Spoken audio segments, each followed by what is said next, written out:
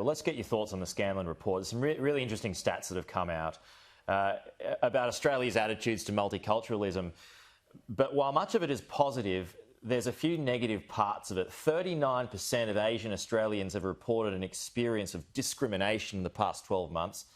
Negative attitudes towards people of Muslim faith stands at 35%. That's 1 in 3. You must be alarmed at that still. Yeah, you're right, Pete. Overwhelmingly, there's been an increase in support for immigration and Australian multiculturalism, and I welcome that.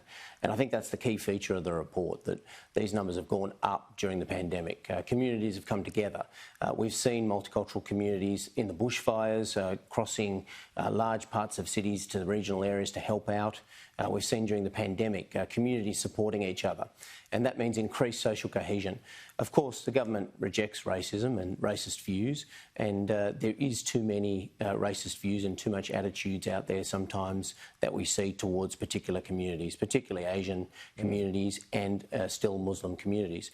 The government's got a lot of measures in place around social cohesion. This year we will be announcing more measures to enhance social cohesion, but overwhelmingly we can reflect on the fact that this year we've come together better than any other year and more than ever before in support of our diversity, in support of immigration, in support of multiculturalism, and that is an overwhelming good out of the very difficult times that we've had. How much of a concern, and I suppose in those percentages, that's where these right-wing extremism is breeding at the moment, very small levels of it, but how much of a concern is that for you? Well, extremism is a concern to the government, and that's why we funded our national security agencies to do their job on all parts of the spectrum. It doesn't matter what part of the spectrum it's coming from, extremism has to be tackled and dealt with, and that's what our agencies do every day. They've got the money under this government and they've got the legislative backing to get out there and do what they have to do to interdict extremism. I have to say, though, I am disappointed. We have great social cohesion at the moment that has come forward in these results that we've seen in Scanlon today. But there are voices out there, and particularly the opposition in recent days, that have been making a lot about all of the extremism in Australia, and I think they're overemphasising this. And Senator Keneally in particular, who's the Labor Party's national security spokesperson, yesterday decided to go out and mention the name of the Christchurch shooter, this shameful incident that we all reject, and several times and across several interviews she decided to mention the name of the Christchurch shooter.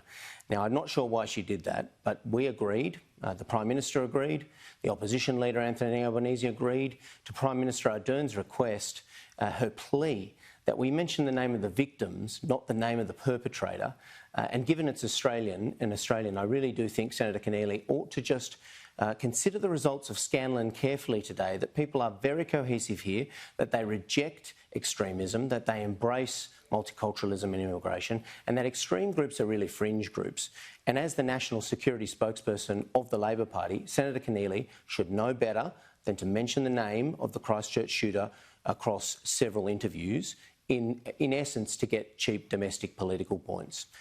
And I'd say this, the government rejects Senator Keneally's thesis that there is rising extremism in Australia. There is extreme elements, fringe elements in Australia that need tackling. They are being tackled. Okay. What we have here is increased social cohesion, not increasing extremism. Okay, Alex Hawke, we're out of time. Appreciate your time this morning. Thanks for joining us here on First Edition.